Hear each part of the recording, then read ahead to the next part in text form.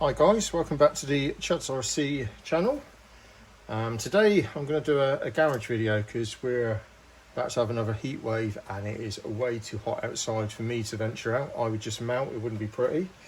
So today I'm talking about my Axial Coyote. It's not been on the channel before. I have had it out up on Dartmoor, which was really good, but again way too hot, hence why I didn't do a video. The iPhone would have overheated, so that wasn't going to happen. I've done a few upgrades on this one. As you can see, I've painted the body. I've done my own Chuds RC touch on it. It's a little bit rough and ready, but I don't really like doing Lexan. I prefer hard bodies. That's what I specialise in. But even so, quite pleased with how it came out. Also done a few more upgrades to this one. I've done my usual Hobby Wing Fusion SC 1800. I've got that in pretty much all my rigs now, apart from Bugra, which again hasn't been on the program yet. And I've got the Pro version in both of my TRX6s. And other than that, I've got shock keys on the front and the back, so I've now got insane flex on this.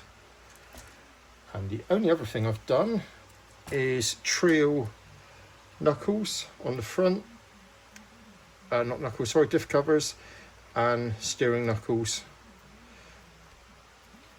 on the front as well, so he's quite a bit of weight.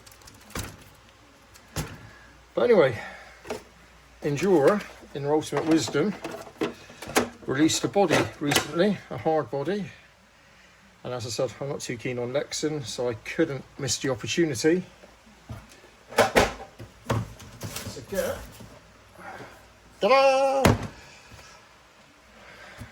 a new, what they call IR60 hard body. I think it's more a Toyota myself. A bit of a Hilux. And Chuds RC has always been renowned for being orange. That was always my colour back in the early days. Still got quite a few orange on my rigs now, so it was only right I went for this nice metallic-y orange. Gotta say, first impression, it feels very, very solid. Got glass in there as well, and got an interior. Decals if you choose to use them. I believe that's going to be part of the mounting. Some driver heads, and this has got the option to have wobbly heads, so that could be quite good fun. Hardware and magnets. I'm guessing some more fixings. That looks like a duplicate of the other bag. A front bumper. The rear side panels, mirrors and wipers, and mirror glass. Destructions, always handy. Last but not least, the rear cage. So I won't build this on camera. I'll save you the pain of watching me fumble around with that. I will come back when it's all built. Catch you in a moment.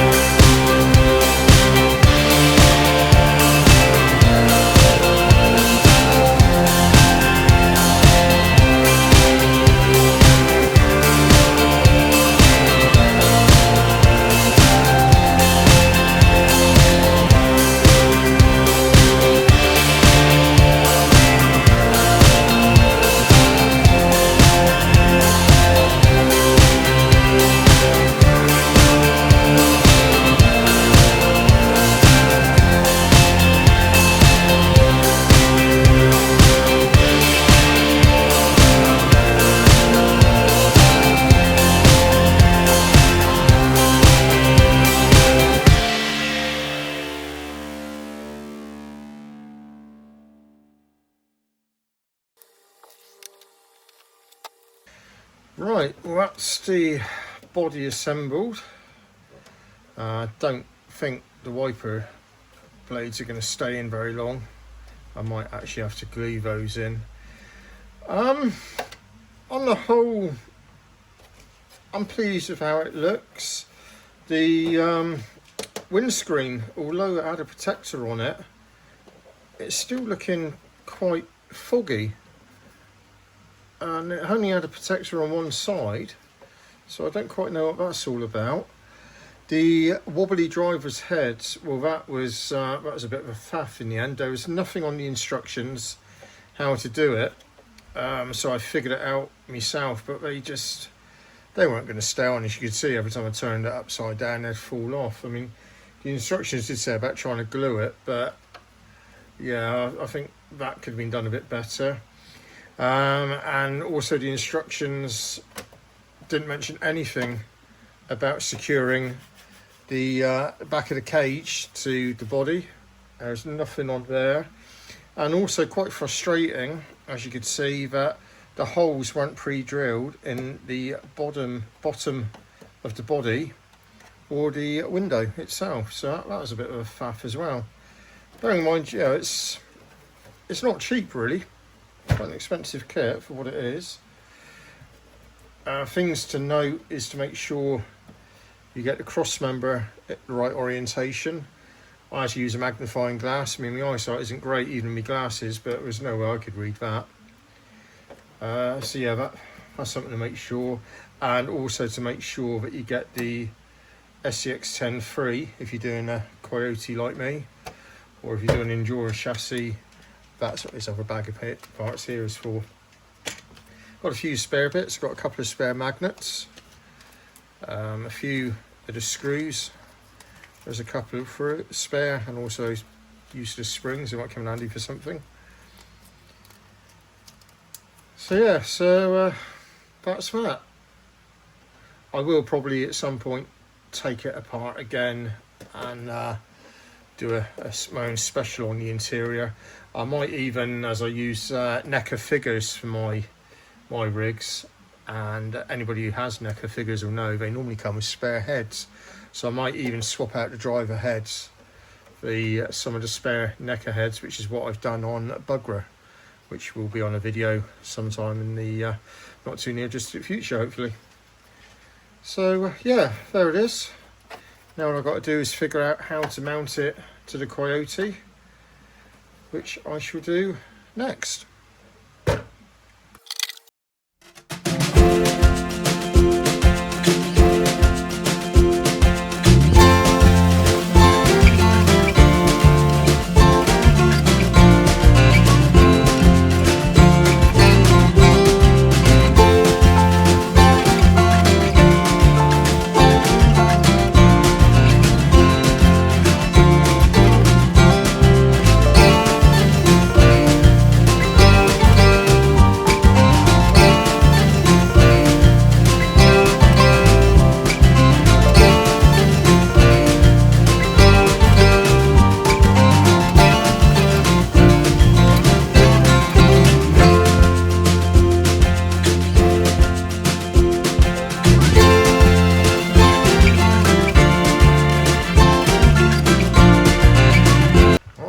Go.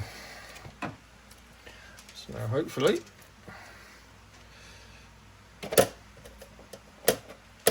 alright, so we are fouling on something here, fouling on quite a lot actually.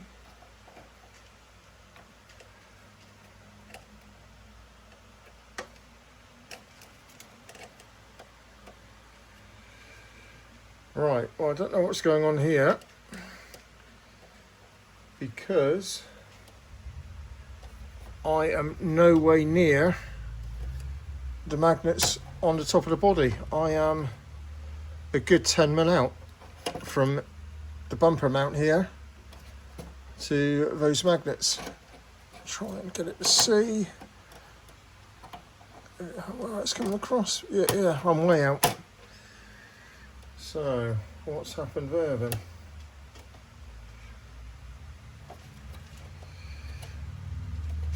Can't do anything else on the front, because I've only got the 2 holes which I've just screwed into.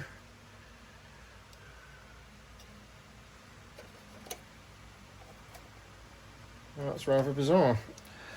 I shall disappear for a second and try and figure it out.